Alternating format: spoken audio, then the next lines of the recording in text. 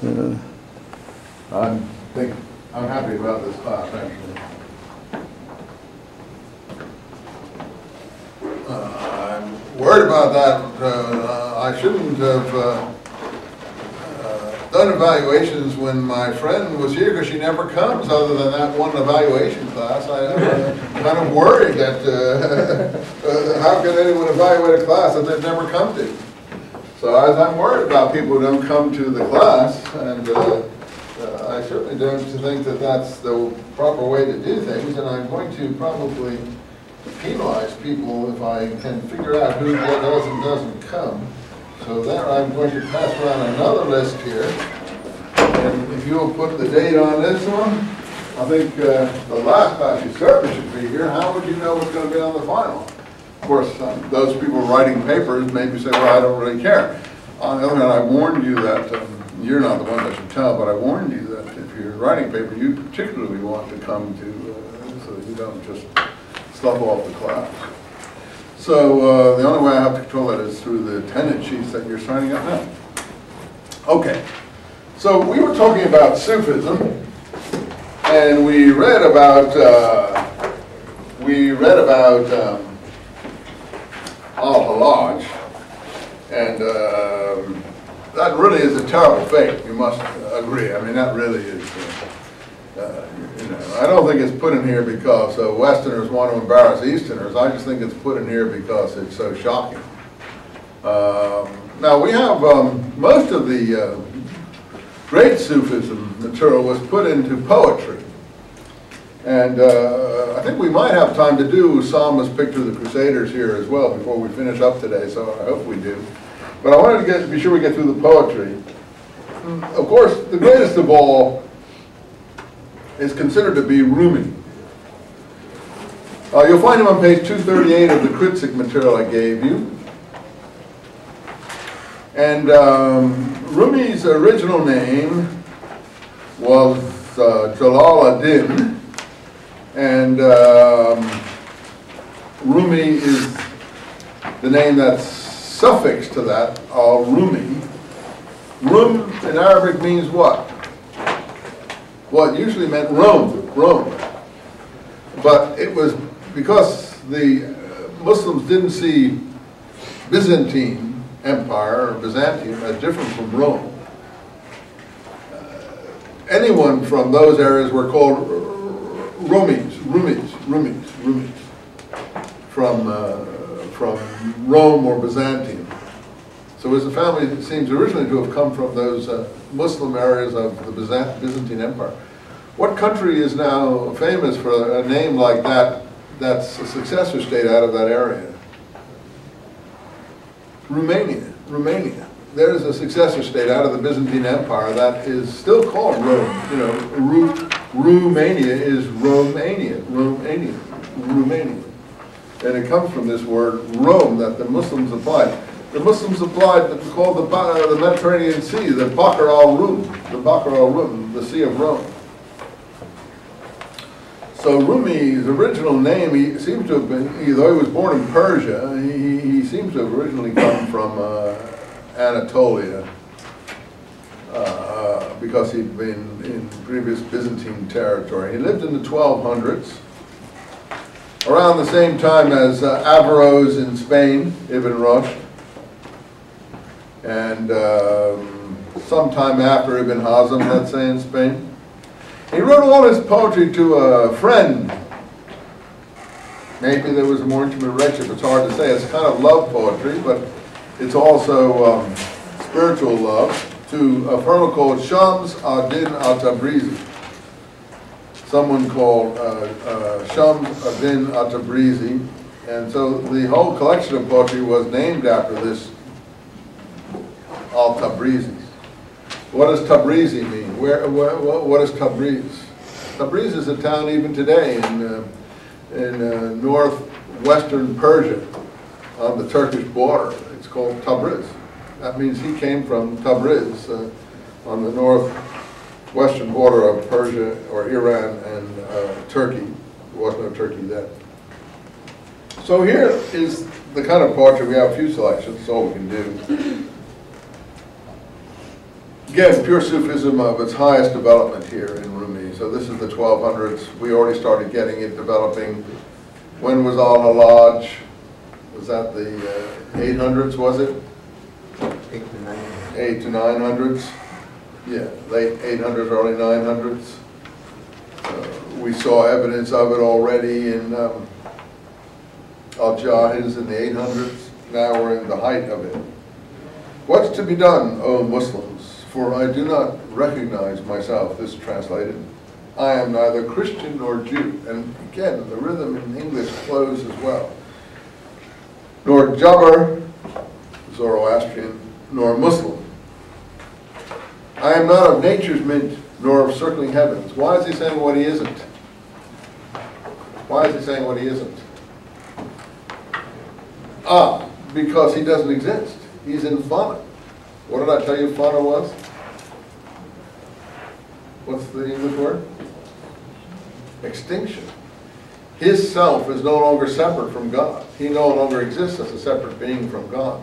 He has been extinguished. He lives only in God. He's part of God. He can't die because he's in God and God never dies. That's the definition of God. That's what these people were trying to achieve. I don't think it's achievable, but they do. That's fine. That's very beautiful and very impressive, but I'm not sure if it's really going to work for anyone but them. But anyway, it's still an impressive intellectual effort. I'm not of nature's mint, nor of circling heavens. I'm not of earth, nor water, nor of air, nor fire. So he's everything that God isn't. He is exactly what God, everything that God isn't. Not of empyrean, nor of dust, nor of existence, nor of entity. I am not of India, nor China, Bulgaria, nor Succine. I am not the kingdom of the Iraqine,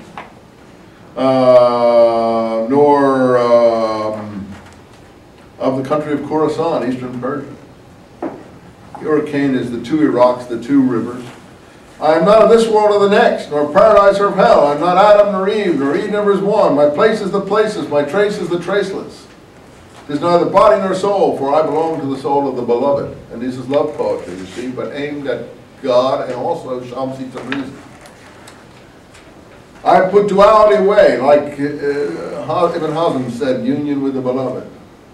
I have seen the two worlds are one. One I seek, one I know, one I see, one I call. He is the first, he is the last, he is the outward, he is the inward. I know none other than Yahu, Yah-Manu. And if that's an accurate translation, that is the Jewish God Yahweh. And he seems to know the Hebrew name for God, Yahu, Yahweh.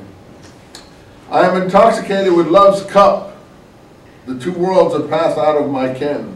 This idea of the cup will be very strong in the poetry of Omar Khayyam. I have no business save to carouse and revelry. And they have this whole imagery that has been cataloged of the tavern and drinking and so on. So on the surface they looked like impious people, but actually it was a symbolic language, and each thing represented some spiritual activity, and I'm not into the code. I think Nicholson breaks the code down for you in the Literary History of the Arabs, that other book I was taking excerpts from. If once in my life I spend a moment without you or thee, from that time and from that hour I repent of my life. If once in this world I win a moment with you, I trample on both words, I dance and triumph forever. O Shamsi Tabriz, I am so drunk in this world that except of drunkenness and revelry, I have no tale to tell. So using the imagery of drinking, the tavern, the bar, to express mystical exhilaration and what's the word, which would probably be best when you're intoxicated with your vision. In any case, exaltation. To express mystical exaltation. And there's no doubt that this is mystical exaltation. And, you know, Rumi became the founder of an order in Turkey today that still exists called the Whirling Dervishes. I don't know if you've seen, how many have seen Whirling Dervishes? Yeah, they dance. And I don't know if you've known, they just don't dance crazily. They go around in a kind of like a circle like this. And they keep on twirling like this until they get into a mystical, like, I'm already getting into it here, I don't want to keep up on it. But they do this for hours on end, and they're all whirling around to this mystical music in groups for some 24 hours, some longer. I mean, it's impossible to understand how they do it. And they're whirling themselves out of existence. And Rumi is the sort of godfather of that movement. They use his poetry that's put to music to do this and to recite and so on. So this is just an English version. I'm sure the Arabic or Persian that it was written, I think it was written in Persian, is much more beautiful. Okay, next little snippet that we have. Thee I chose of all the world alone, wilt thou suffer me to sit in grief anyway? He's talking about roses, love, this sort of thing. Thou were first and last, thou shalt be. Make my last better than the first. Where thou art hidden, I am of the infidels. When thou art manifest, I am of the faithful. I have nothing except thou hast bestowed upon it. What dost thou seek from my bosom? Sounds like he's talking to God there. Another little effort. Make yourself like the community that you may feel spiritual joy. You have to picture this all in rhyme, music, and meter. Enter the street of the tavern. Here's the symbolism now. You see, when people in the West translated Omar Khayyam, they thought he was talking about eating, drinking, and being merry, for tomorrow you die. But most people think Omar Khayyam was also a Sufi and a mystic, and that the West misinterpreted his famous poem. I don't know if you've heard of it. It's called the Rubaiyat. And we have a version of the Rubaiyat in Arberry.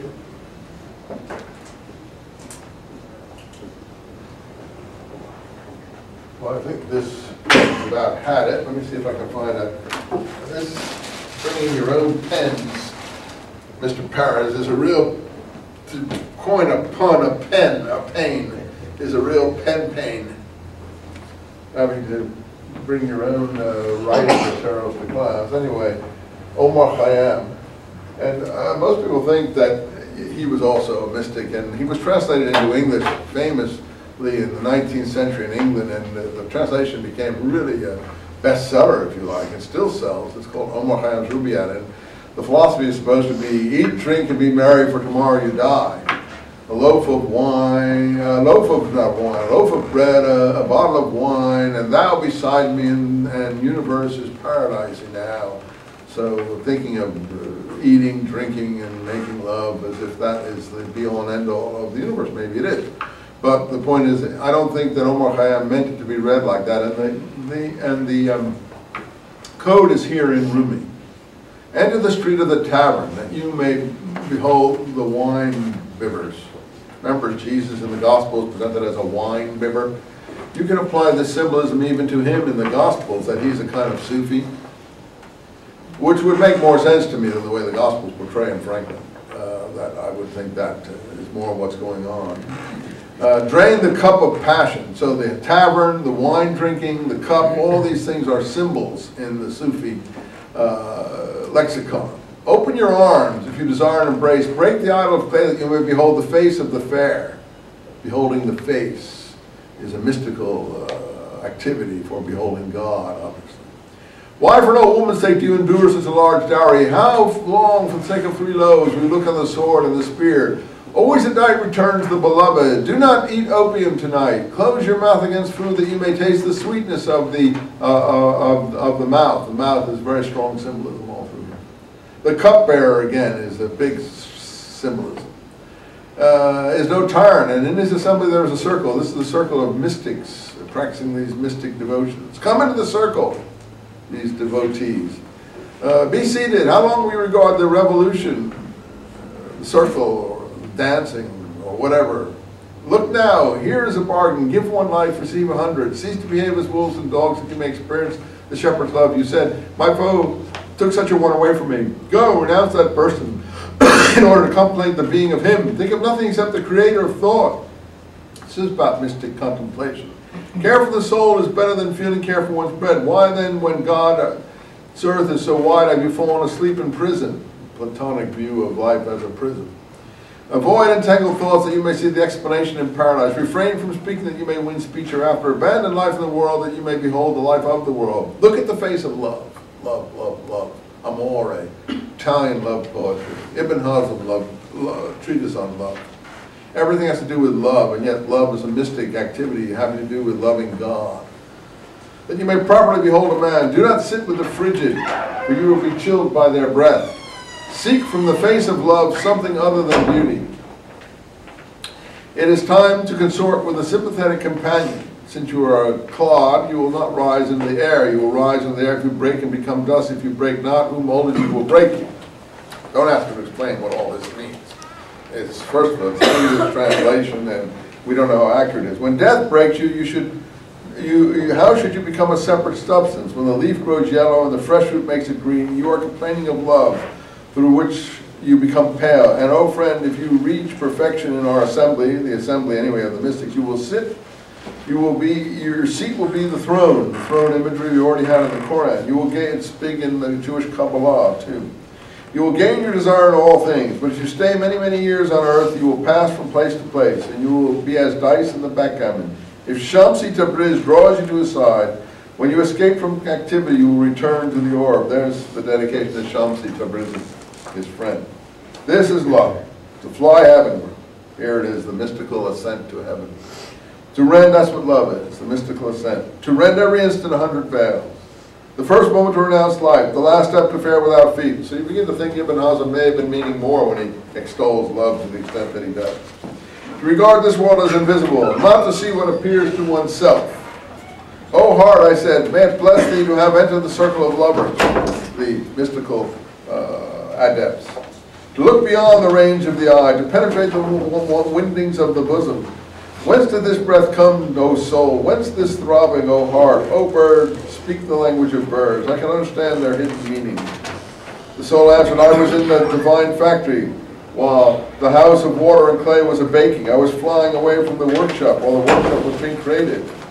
When I could resist no more, they dragged me to mold me to the shape like a ball. Happy in the moment when we are seated in the palace, you and I. Two forms, two figures, with one soul, Shamsi Tabriz and him, you and I. The colors of grove and voice and birds will bestow immortality. At the time when we came into the garden, you and I, into this garden poetry that you get in, we'll see in a moment in Omar Khayyam. The stars of heaven will gaze on me. We'll show the moon itself, thou and I. Thou and I, individuals no more, shall be mingled in ecstasy. The ecstatic vision. Joyful, secure from foolish babble, you and I. The bright plumed birds of heaven will devour their hearts with envy. The place where we laugh in such a fashion, you and I, in this great wonder, you and I, sitting here in the same place, or at this moment, both in Iraq where I am and you are out in Khorasan, but there's no thing of space or time. It doesn't exist because we're in mystical ecstasy, you and I. I died as a mineral and became a plant. I died as a plant and rose to an animal. I died as an animal and I was a man. Why should I fear? When was I less by dying? Yet once more I shall die as men, to soar with angels blessed. But even from angelhood, I must pass on. All except God doth perish. You see, God is everything. All perishes except him. We, the mystic, are in him. When I sacrifice my angel soul, I shall become what no mine air conceives. Oh, let me not exist. There it is, non-existence. Fauna. For non-existence proclaims in organ tones, to him we shall return. Well, that's just a taste of Rumi. There's lots more poetry from Rumi. But you get some sense of what he's involved with, even in English, what he's after, and it's always this search for non-existence, but to exist then in union with the beloved, in union with God. Now you can see why Orthodox Muslims are frightened by this or have look askance at it. You know, I as an outsider find it extremely attractive, and I don't understand why anyone would be antagonistic to this form of expression. It's a very civilized, very high form, as I said, in Islam, and I think, again, to repeat myself, that if Islam followed these ways a little more in the present day, it would be tremendously more attractive to people. Say, well, we're not trying to attract people, we're trying to do what God wills. Well, doing what God wills is an open question that everyone can have their view of that. But if you're an attractive, sophisticated culture, civilization person, obviously the world is going to admire and appreciate you much more. And, I think Muslims have a lot to contribute. Well, the problem is they don't seem to be aware of the more attractive parts of their culture to present it, and all we're getting is these maniacs who are behaving in a brutal, uncaring, horrendous way for people to watch. Forget what America's doing. We don't want to judge that. That may be also, but when you see people sawing people's heads off on television and stuff like that, I mean, that's not a good advertisement for this way of seeing things. And I think the Sufism obviously is. So I'm not saying you should become a Sufi, but you certainly should be aware of how attractive it is as a cultural phenomenon. It's the best I can do on that one. Let me just take a look, if I can, from this other collection. This other thing that you have it in the collection I gave you of, let's see if I can find it, in Arberry. He has a translation of Omar Khayyam, if I can find it here. It's very hard. I think, is this it here? No, let's see. Here it is. It's on page, I hope I gave it to you, 290 of Arberry. I think, yeah, of Omar Khayyam. Now, Omar Khayyam lived in the, I think, 1300s also, a little after Rumi. And he has his translation here. Did I give it to you in your collection there? It's on page 290 in Arberry. Do you have it? Is it there? Yeah, you have it there. Yeah. Kritzeck also has some of this Omar Khayyam. I have a note that in Kritzeck it's on page. Kritzeck has a different translation. Let's see. Kritzeck is on page 167. Let's see, 167. I get my finger in. And the other, I hope I gave you that. Maybe I didn't. I had to do it quickly because they were after me. Yeah, there's a translation there. But this is the one that was done in the West. Come fill the cup, the fire of spring, your winter garment of repentance fling. Page 168. Do you have that in your collection from Kritzeck, or didn't I give it to you? Is it there? Huh? Yeah. So you have both. The Kritzeck, and that's by two different translators. Well, frankly, they are almost unrecognizable.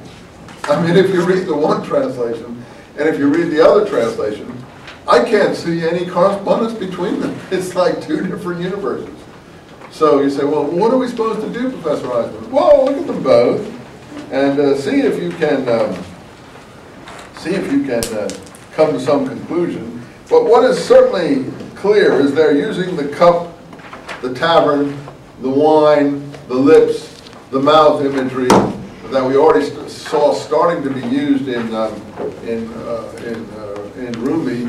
Also, Omar Khayyam is using it. I think that Kritzeck probably dates Omar Khayyam here. I hope he does. Let's see. Does he give us a date here? No, he doesn't.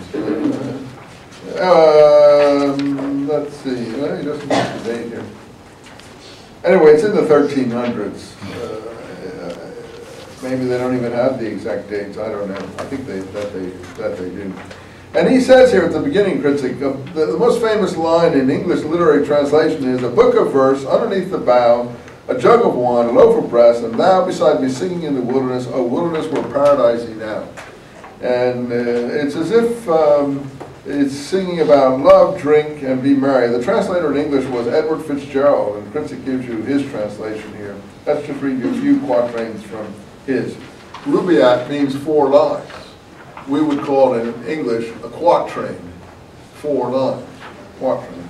Come fill the cup, and in the fire spring your winter garment of repentance fling. He rhymes it. The period of time is but a little way to flutter, and the bird is on the wing. Ah, you see, eat, drink, and be merry. Give this to your boyfriend or girlfriend if you want to encourage them to loosen up a bit. That's what people used to do in the 19th century. Of course, people don't need encouragement to loosen up now. What they need is an encouragement to tighten up a bit. So I don't think people give Omar Khayyam to their girlfriend and boyfriend anymore. But back in the 19th century, they did. Omar Khayyam was Omar Khayyam was big stuff to give to your girlfriend or boyfriend and get them into the swing of things. Let's see if I get another line here. You can read these. For some we love, the loveliest and the best, that from the vintage rolling time hath pressed, have drunk their cup a round or two before, and one more by one crept silently to rest. This is like Old Lang Syne. And drink a cup of kindness, dear, for Old Lang Syne. That's what this one is here, and it may or may not be what, no, that's the thing about mystics. You never know what they're really trying to say. Are they fooling you or not?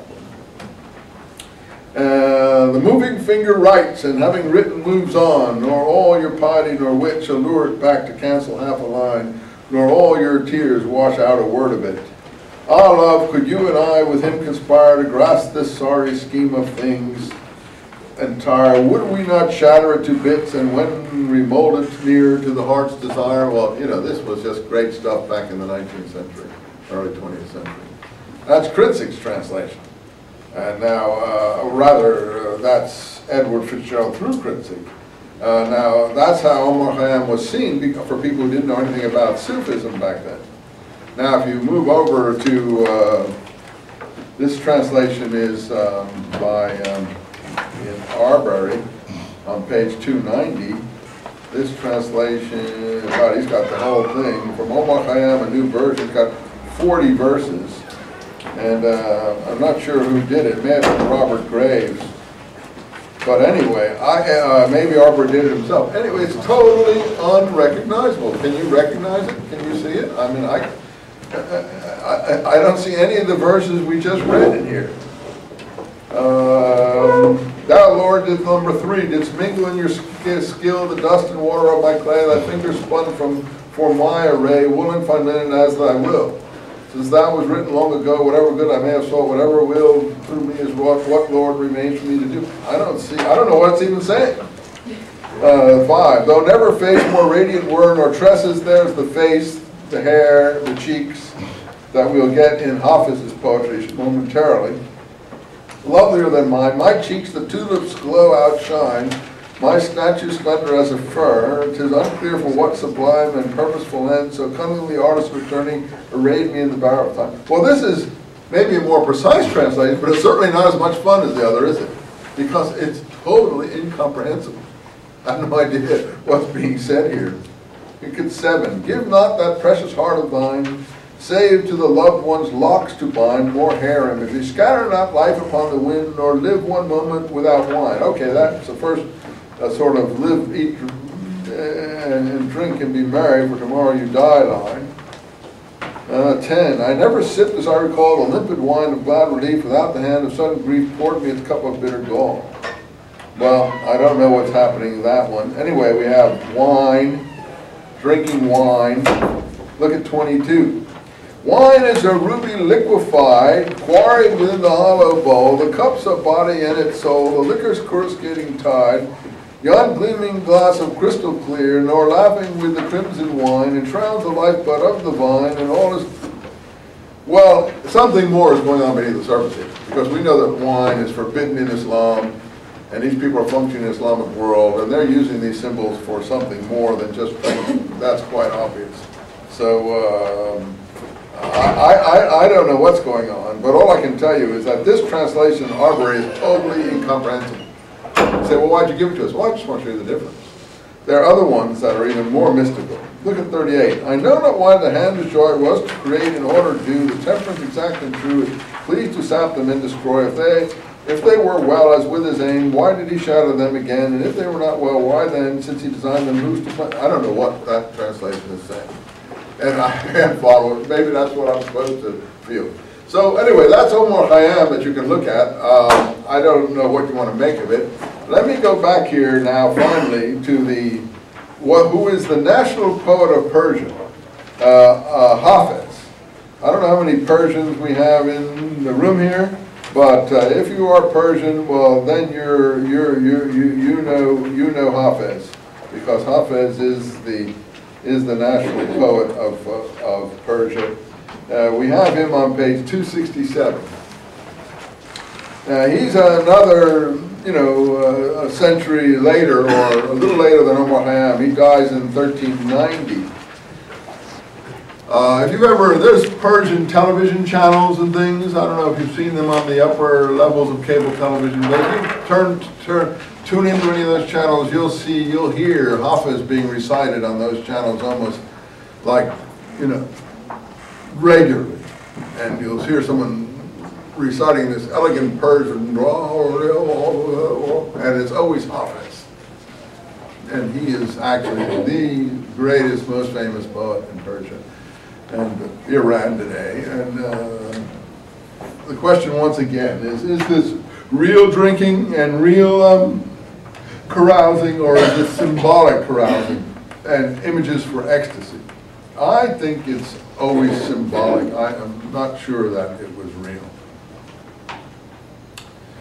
Okay, the first little bit on 267 gives way to this little bit at the top of 268. But with her snare she does not net the wise bird, for I know the black eyes, a slender body, and a moon face do not show the color of friendship. When you sit by your love, measuring wine, there's the theme, love and wine. It's in Rumi, it's in Khayyam, it's in Hafiz. It has to have a greater meaning than just what they're talking about. Remember the lovers who measure the winds, except this, I can speak of no flaw in your beauty, fidelity, and honesty are not the shape of your face, eyes, love, wine. These are repeated over and over again. Is it no wonder if in the sky, when the words of Hafiz, the music of Venus brings the Messiah dancing? Now, Hafiz is not writing to his friend Shamsuddin. He actually addresses himself in the poem and refers to himself. When you hear the words of Hafiz, it's like hearing the music of the Messiah dancing. And here's some of that symbolic material. I told you there's a whole lexicon. The hair, the lips, love, wine, drink, and so on. That has another meaning. Anyone in the literature department in this class? Have you read Baudelaire?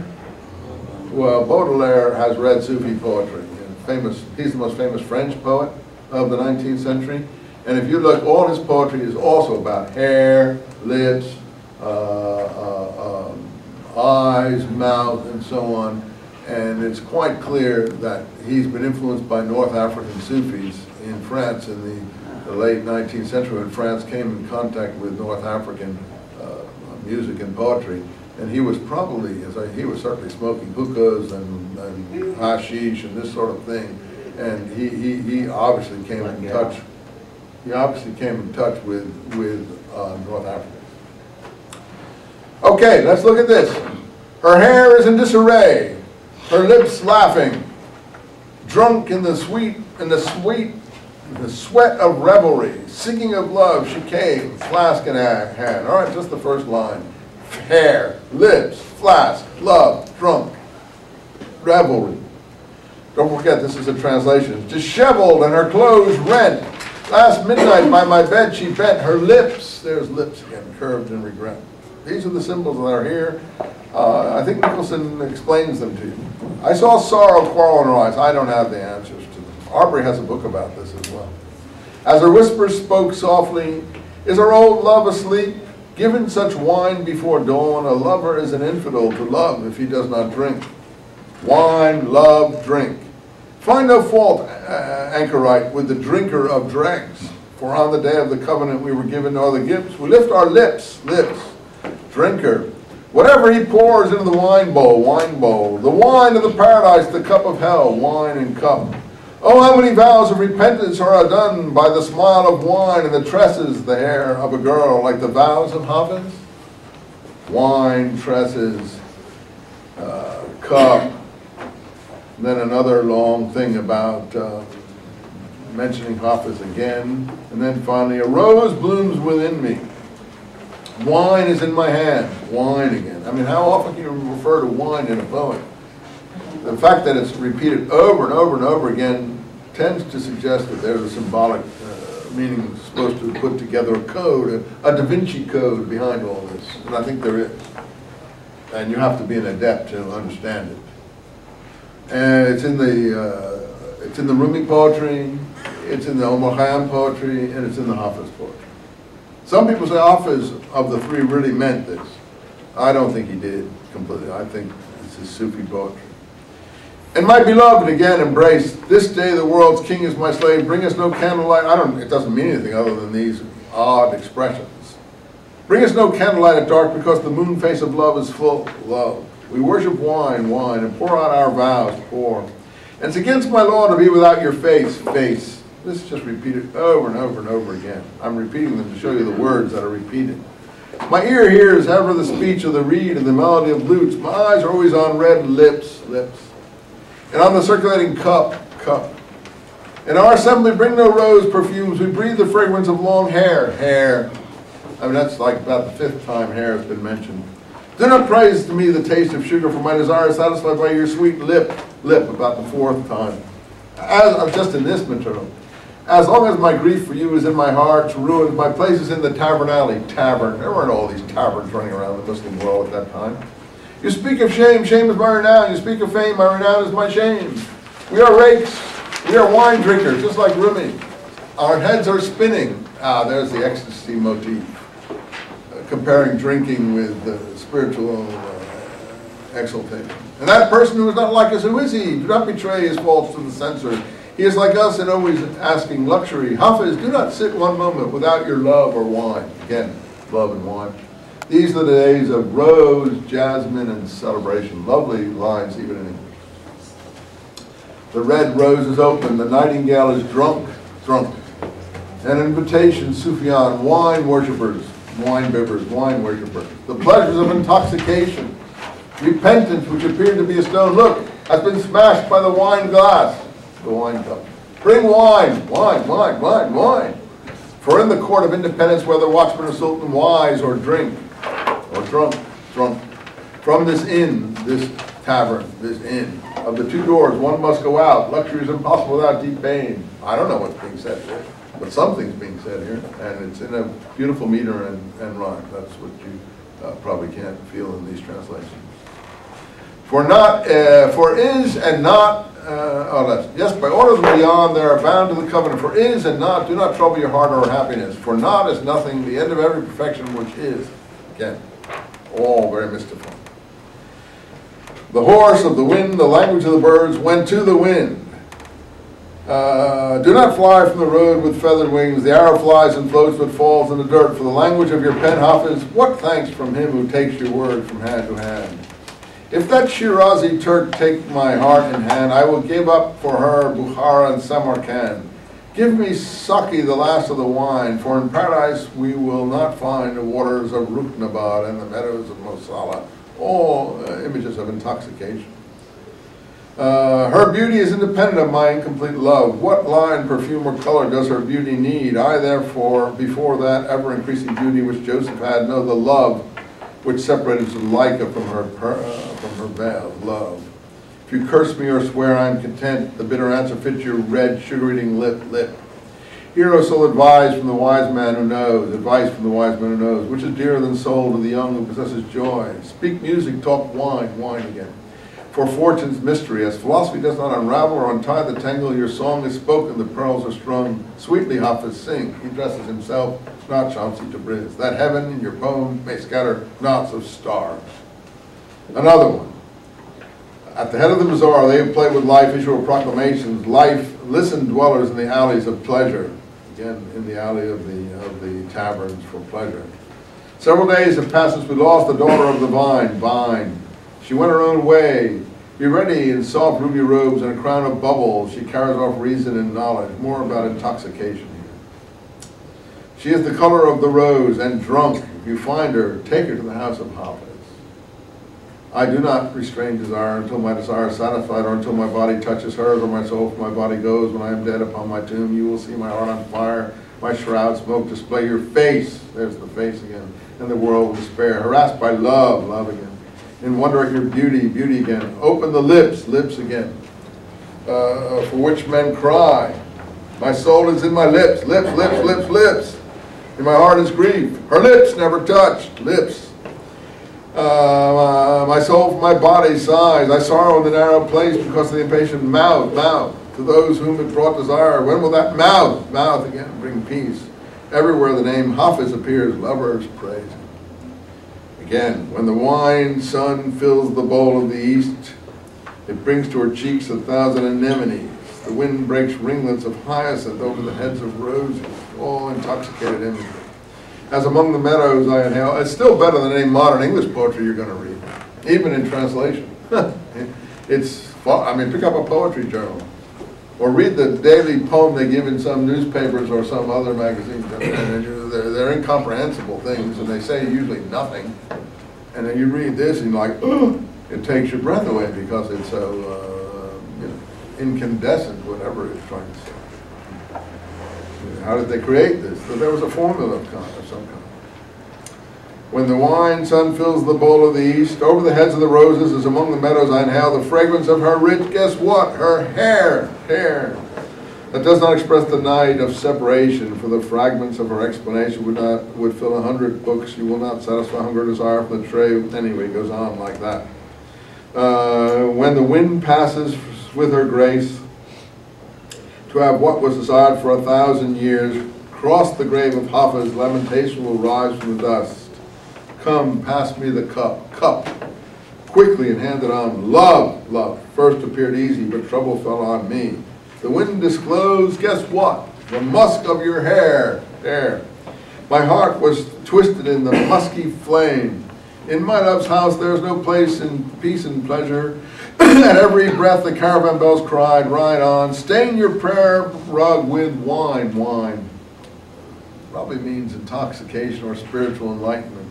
If the wise man tells you, for that traveler knows the road's news and the customs of its houses, I guess the enlightened people are supposed to understand this. Waves, black night, and the whirlpool are my terrors. Where do the carefree, careless know me? Their life is on the shore. All my work has been drawn from self-interest to infamy. How can I conceal what they would celebrate? Hafiz, do not give up what you desire. For what you love, leave the world, forsake it. Go away, go to non-existence for what you love.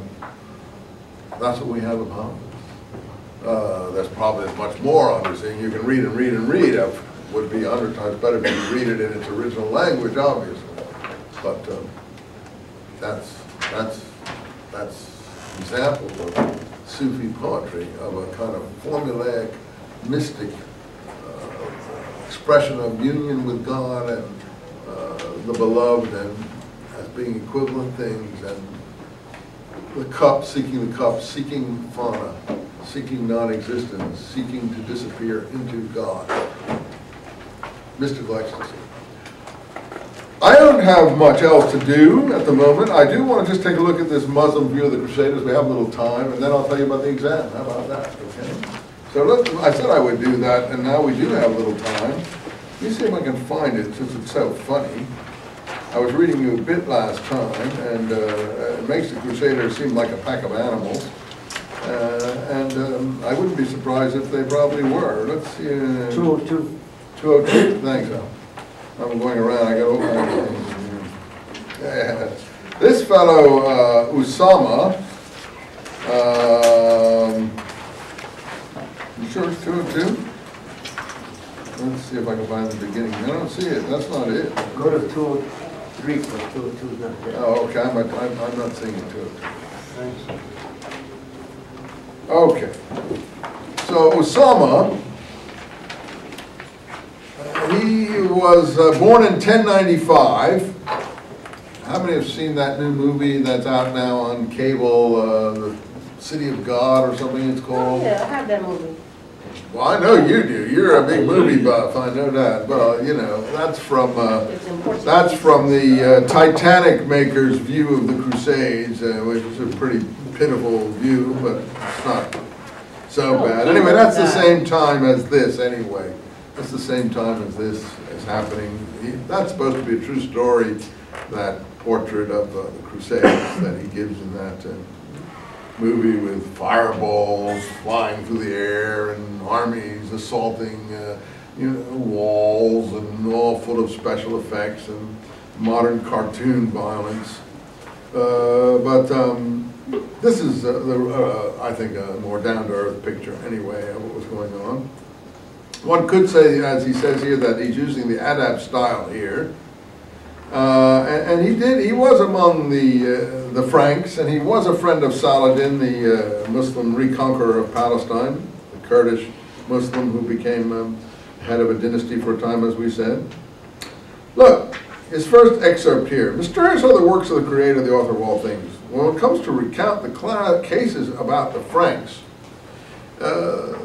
you see, Richard the Lionheart, is he a Frank? No. Oh yes, he is. He's a Frank because he actually comes from Aquitaine in France. His mother was Eleanor of Aquitaine. He only spoke French. It was a French-English dynasty put on the throne of France. So to the Arabs, these are Franks. And now the word Frank in Arabic still exists. And those people who come from Arab countries in the classroom will tell you, foreigners, all foreigners in Arab countries are still called Frangis. Frangis. Oh, the Frangis are here. Americans are Frangis. You'd be a Frangi if you went. I'm a Frangi. We're all Frangis. Like in Japan, all foreigners are Gaijins. In Muslim lands, particularly Arab ones, foreigners are Frangis, Frenchies. Because the French came here in the Crusades, and this is the impression they made on us. So he's speaking about the Franks, but he means all the knights who came on the Crusades.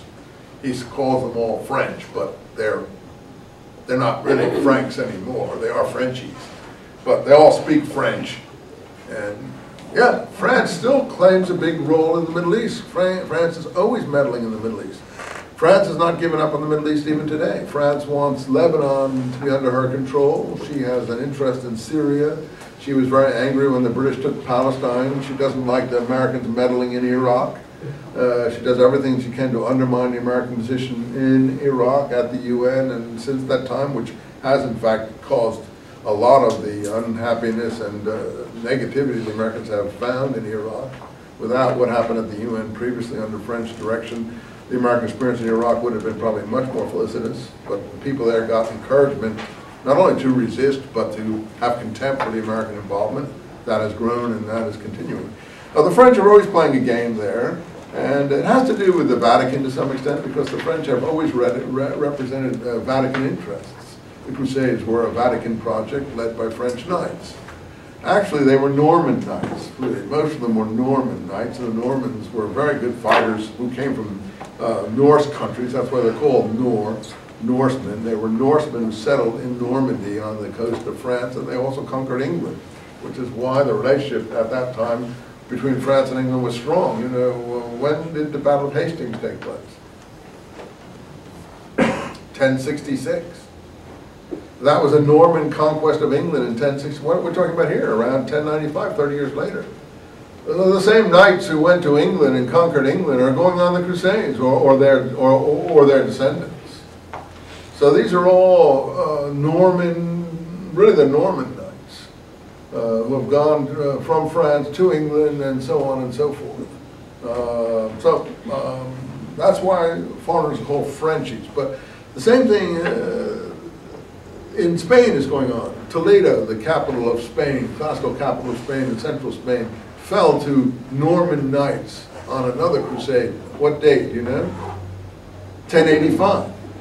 That's 20 years after England fell, and 15 years before the Jerusalem fell. And all these are the same knights who are involved in these battles, in England, in Spain, and in Jerusalem. And it goes on through the 10 and 1100s. So he's watching things in the early 1100s, and this is what he sees. He sees Frangies, Franks. I'll give you some instances of how they do things. He sees them as animals. God sees them as animals, possessing only the virtues of courage and fighting, but nothing else. And just as animals have only the virtues of strength and carrying loads, I'll give you some examples of their curious mentality. In the army of King Fulk, son of Fulk, a Frangi, a Frankish revered knight, who had just arrived in the land to make the pilgrimage, Jerusalem that is, and then return home. I knew him well. He was in my friendship and kept some constant company with me that he began to call me brother. He's laughing at this. He called me brother. Between us were mutual bonds of amity and friendship. When he resolved to return by sea to his homeland, he said to me, "Brother, I'm leaving for my country, and I want you to send with me your son. My son was 14 years old at the time, and he was in my company, to our country, where he can see the knights and learn wisdom and chivalry. When he returns, he will be wise. He's quoting his supposed friend here, leaving the country. This is so intimate, it's interesting. Thus there fell upon my ears words which will never come out of the head of a sensible man. For even if my son were taken captive, his captivity would not bring him a worse misfortune than carrying him into the land of the Franks. That is all the French speaking Arabic. However, I said to the man, as people in the Middle East do to this day, putting on a dissimulating face to outsiders is part and parcel of what the Middle East considers normal. This is what the Saudis do. The Saudis do the same thing. They say one thing to Bush in person and say something else on their radio stations, and a third thing to the people that they're financing to blow American soldiers up. I'm not saying they're right or wrong, I'm just saying this is how things work. So he says, well, the one thing, oh yes, it's very nice that you should want to take him. And he says, by my life, that's exactly my idea. This is exactly what's in Khalil Wadimna, isn't it? And the tortoise and the monkey. And the monkey, he says to the monkey, oh yes, I forgot to bring my heart with me. Just take me back and, I'll get my heart, don't worry. Oh yes, that's exactly my idea. The only thing is, I didn't bring my heart along. No. The only thing is that to prevent me from carrying out is my grandmother, his grandmother, my mother. He's so fond of him that she did not this time let him come out with me. It's exactly, you see, the monkey and the tortoise. She exacted an oath from me that I should return him to her. Thereupon he asked, is your mother still alive? Yes, I replied. Well, he said, don't despair. That's supposed to be funny. I think it is funny. Let's tell you about their curious medicine. The Lord of Munarier, someplace, some fortress in Lebanon, I guess this is, wrote to my uncle asking him to dispatch a physician to treat certain sick people among his people. The Christians are controlling things because the First Crusade took Jerusalem in 1099, and they don't lose out until about 1200, 100 years later. So this is in that period when they're in control. My uncle sent him a Christian physician named Thabit. Thabit was absent about 10 days, and when he returned, we said to him, how quickly you healed all your patients, Thabit.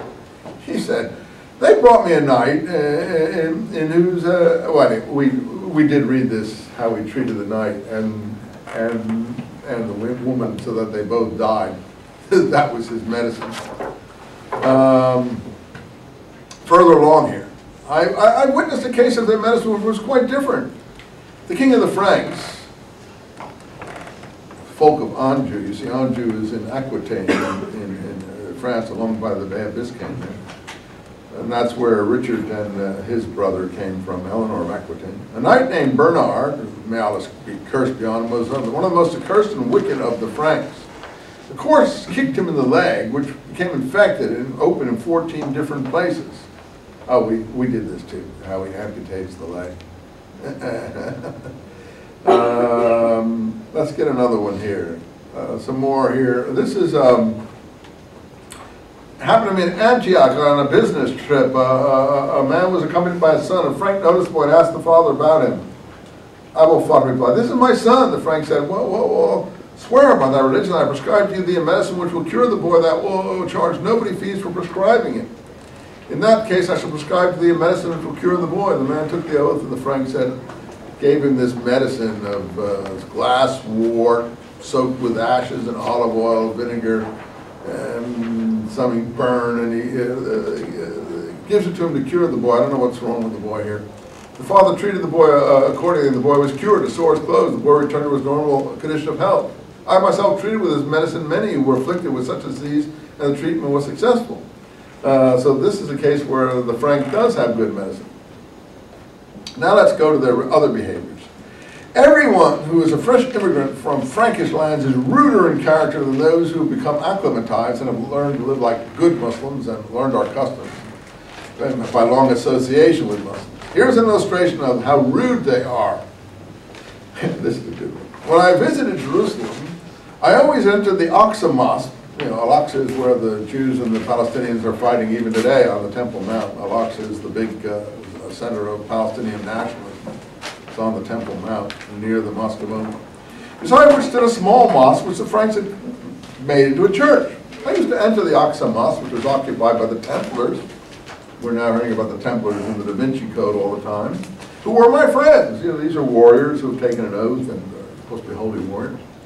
The Templars would evacuate the little adjoining mosque so I could pray in it because they liked me. One day I entered the mosque, repeating my prayer, Allah is great, and stood in the act of praying, his rakas. And one of the Franks rushed on me. He got hold of me and turned my face eastward and saying, "No, no, this is the way, you should pray."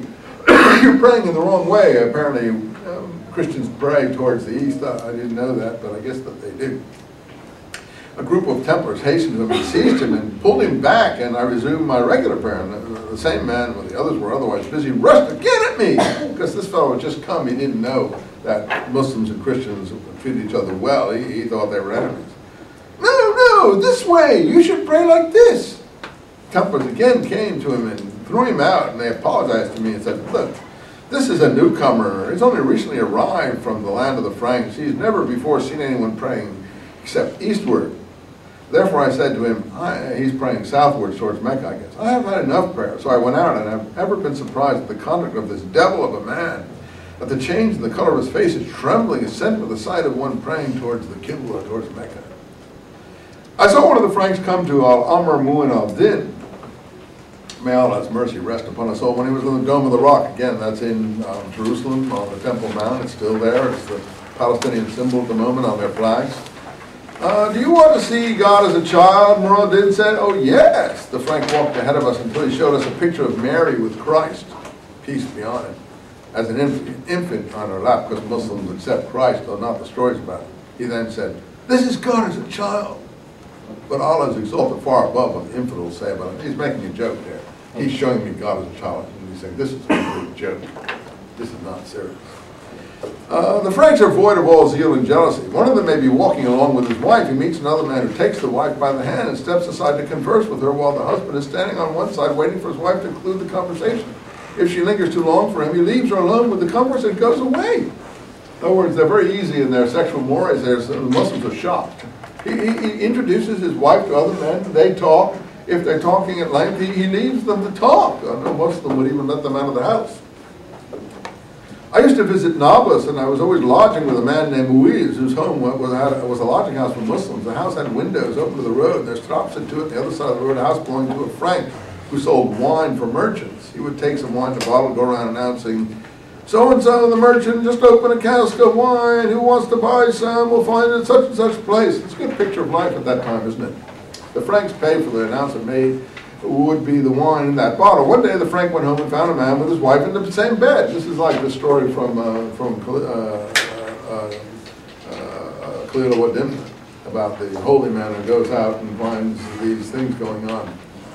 He asked him, the man was in bed with his wife, "What could have made you enter my wife's room like this?" The man replied, "I was tired, so I wanted to rest." "But how did you get into my bed?" The other replied, "Oh, I found a bed that was so spread, so I slept in it." "But," he said, my wife was sleeping there together with you." And the other replied, "Well, the bed is hers too. How could I therefore have prevented her from using her own bed?"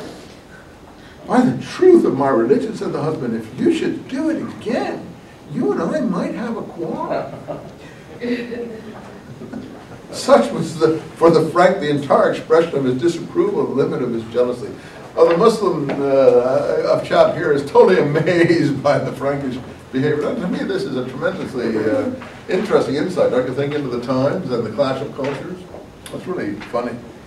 It's like, well, these people are amazing. They're out of their minds. There was a bath. This is a funny one, too. I'm sorry, you don't mind me reading these to you, because I know you don't read them yourselves. We had with us a bathkeeper named Salim, originally an inhabitant of Al-Mara, who had a charge of a bath. These are public baths. May Allah's mercy rest his soul. He related to me the following story. "Once I opened the bath at Al-Mara in order to earn my living. To this came a Frankish knight. The Franks disapprove of girding or covering one's waist when in the bath. They take baths naked. So this Frank stretched out his arms and pulled off my cover from my waist. He took my cover off and threw it away. the bath-keeper's cover. He looked and saw that I had recently shaved off my pubic hairs. Sorry for this crudity, but it's in the work here. So he shouted, "Salim!" As I drew near him, he stretched his hand over my pubic hairs and said, "Salim! Good, good." In Arabic, you say, "Quiet, quiet, Salim." By the truth of my, I can just hear these people talking like this because I've been in the Middle East and I've talked to people in this manner. I drew near him, he stretched over my hand, and he said, "By the truth of my religion, do the same for me. I want you to shave mine." Saying this, he lay on his back, and I found that in that place, the hair there was like his beard. This is pretty crude, I have to say, but I think it's kind of funny to end our class on this note, if you don't mind. So I shaved it off. Then he passed his hand over the place, and finding it smooth, he said, "Salim, by the truth of my religion, do the same for Madame." Here, his wife, do the same for my wife, Salim, here's Madame. Referring to his wife. He then sent a servant, "Tell Madame to come." According, the servant went and brought her and made her enter the bath. She also lay on her back. The knight repeated, "Do what thou hast done for me to her." So I shaved all the hair while her husband was sitting looking at me. At last he thanked me and handed me the pay for the service. Consider this great contradiction. They have neither jealousy nor zeal, but they have courage. Although courage is nothing but the product of zeal or of ambition, who will be above ill repute. Well, you're supposed to laugh at that story, the one I just recited to you. He goes on, of course, but he thinks it's quite funny. I don't know. I mean, actually, you probably think it's quite funny too, but you're not going to laugh in this class. But I know that you won't forget that story. This is a funny story about the Middle East that you will not forget. I've never forgotten it. And it's quite an amazing, even though it's a little bit raunchy, if you don't mind my saying so, it's quite an unforgettable picture of the clash of cultures. Again, this knight wants him to shave. Not only does he not embarrass that his wife is naked in front of this guy, he even wants her to go and work on her most privy parts, you know, and he has no embarrassment. Well, French are that way supposedly even today. I don't know if they are anymore, but you see, in the Middle Ages, they were just like that, and the Muslims were like, astonished by this behavior. You know, my God, these people are out of their minds. Here's another story, a similar story, if you don't mind. I entered the public bath in Sewer Tyre and took my place in a secluded part, and one of the servants said to me, "There is in the bath here a woman." They wouldn't have bathed with men and women together in a Muslim world. I went out, I said, the Japanese would, of course, but not the Muslims. I went out, I sat on one of the stone benches, and behold, a woman was in the bath, had come out all dressed and was standing with her father. She had been bathing there with her father. I could not be sure she was a woman, so I said to one of my companions, see if this is a woman. By which I meant he should ask her. But he didn't do that. He went over to her, and as I was looking at her, he lifted the end of her robe and looked at her. And thereupon her father turned toward me and said, "This is my daughter." And father was not upset at all, not embarrassed. He said, "Oh, this is my daughter. Her mother is dead and she has nobody to wash her hair. So I took her in with me to be bathed and wash her head." I replied, "Thou hast done well." Again, the outward dissimulation. He doesn't say that he's laughing at him or he thinks he's a complete idiot or that he has total contempt for him. "Oh, thou hast done well. This is something for which you should be rewarded well." This is another funny joke. I see you're not laughing. But I'm getting a laugh out of it, so I'll continue, okay? Even if you guys don't think it's funny, I do. A curious case relating to the medicine is the following. The Lord of Tiberias, who was one of the principal chiefs, this is where the final battle took place, near Tabaria, near Tiberias. When I was in the company, told us this story. On the way, we related us the following story in these words. We had in the company a highly esteemed knight who was taken ill and was on the point of death. We thereupon came to one of our great priests and said to him, come and examine the knight, this priest they had. "I will," he replied, and walked along with us while we assured ourselves that if we only lay hands on his head in the Jesus manner, he would recover. You know, it would be a miraculous cure here. The priest saw the patient and said, "Bring me some wax." We fetched him a little wax, which he softened and shaped in like the knuckles of his fingers, and he stuck one of them in each nostril, and the knight died on the spot. We said to him, "He's dead." "Yes," he replied, "he was suffering great pain, so I closed up his nose that he might die and get relief." I don't know if this really happened or not, but these are the stories the Muslims are telling, and you can see the same stories are probably being told in Iraq and other places today. which may or may not be accurate. You'll have to decide what's the mentality that is behind or something. I'll read you one or two more and then we'll talk about the exam.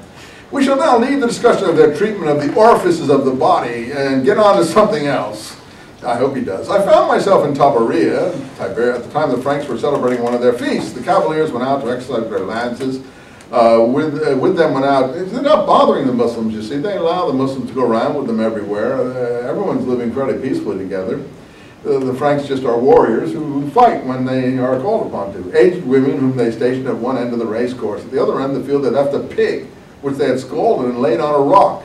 They then made two aged women run a race while each one of them was accompanied by a detachment of horsemen urging her. At every step they took, the woman would fall down and rise again while the spectators would laugh. Finally, one of them got ahead of the other and won the pig for a prize. The Muslim finds this very funny. This is their game then. They have two old ladies who they're encouraging on represent, and their prize is a roast pig. Okay, again, I'm the only one who finds it funny. Never mind. The last one I'll read is here. One day I was in Nablus, which is a big town on the West Bank, accompanied by two Franks. You know, he doesn't like the Franks, he has contempt for them, but he's always with them. This was certain Muslim thieves took by surprise one of the villages around Nablus. One of the peasants of that village was charged with having acted as guide for the thieves. So he fled. The king sent and arrested his children. The peasant therefore came back, and the king said, "Let justice be done. I challenge to a duel the man who claimed that I guided the thieves to the village." The king then said to the tenant who had the village in fief, "Bring forth someone to fight the duel with him." The tenant went to the village where a blacksmith lived, took hold of him, and ordered him to fight the duel.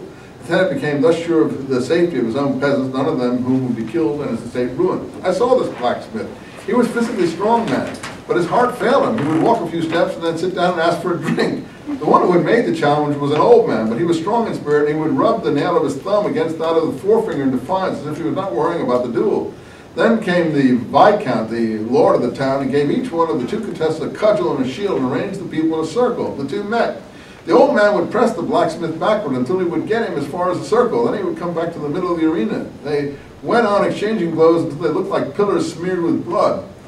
This is their contest to see who's the guilty and who isn't. They're all beating the living hell out of each other with clubs. The contest was prolonged. The Viscount began to urge them to hurry. He said, "Come on, get this thing over with."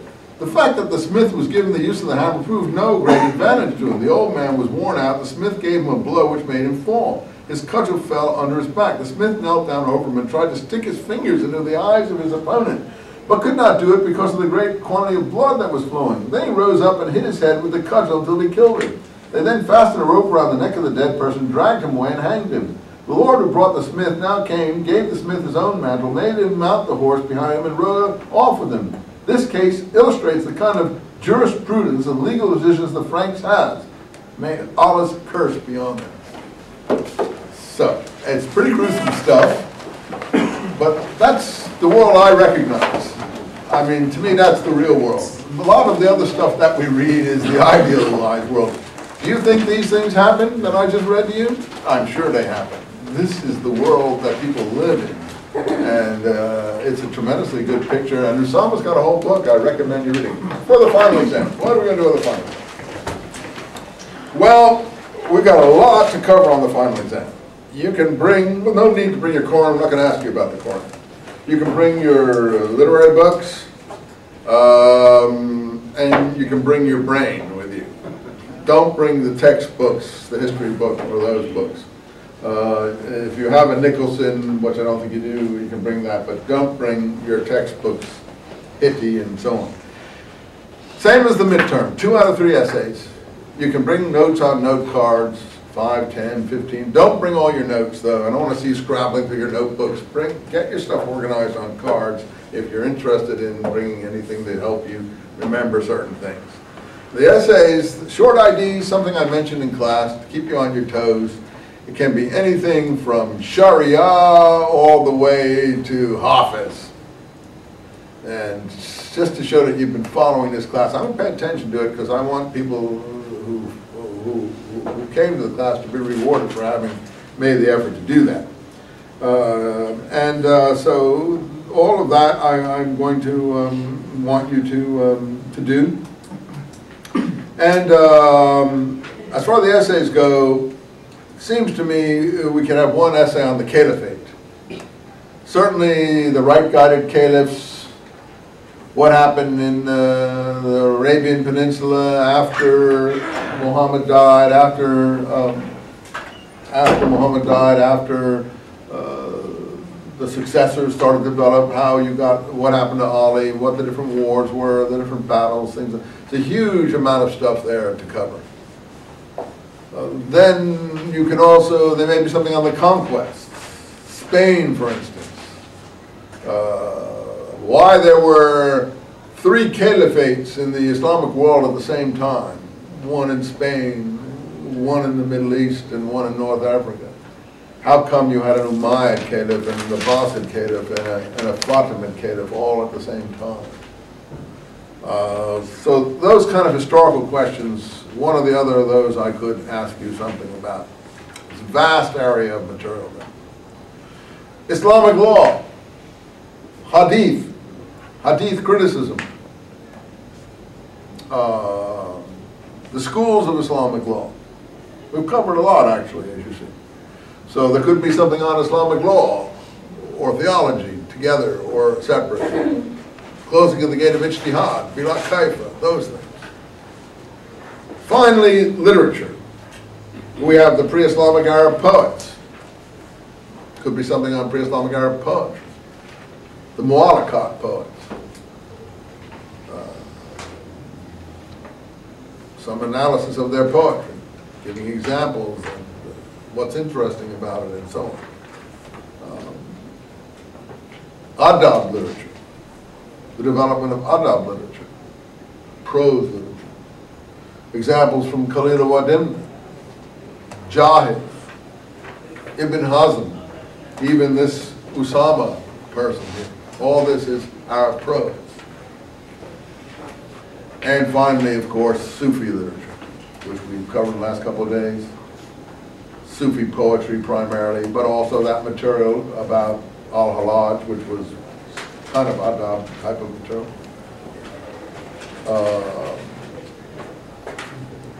The presentation of Sufism, what it means, what they're seeking, give examples from Rumi, give examples from Hafiz, if you can see anything in Omar Khayyam, fine or not, Al-Halaj, etc. So we have some body of Sufi material.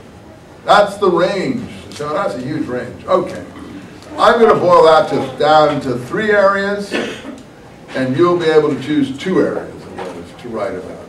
So I think you can find some areas that you can control, that you can be able to write something intelligent about. So bring your notes, you can bring your collections, you bring your head.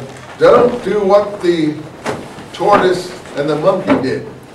Don't leave your head at home. Go back and get it, okay? Thanks for coming to class. Appreciate having you. Yeah. So in other words, you were saying all that you just covered could be, each of them are essays? Yeah, everything. Once, you know, I gave you certain areas. You know, the early caliphate, the later caliphates, the conquests, Islamic law, theology, pre-Islamic Arab poetry, adab, and Sufi. There's about 6 areas there. Out of those 6 areas, I'll boil it down to 3. You choose 2. Good luck. Tuesday, what time Tuesday is it?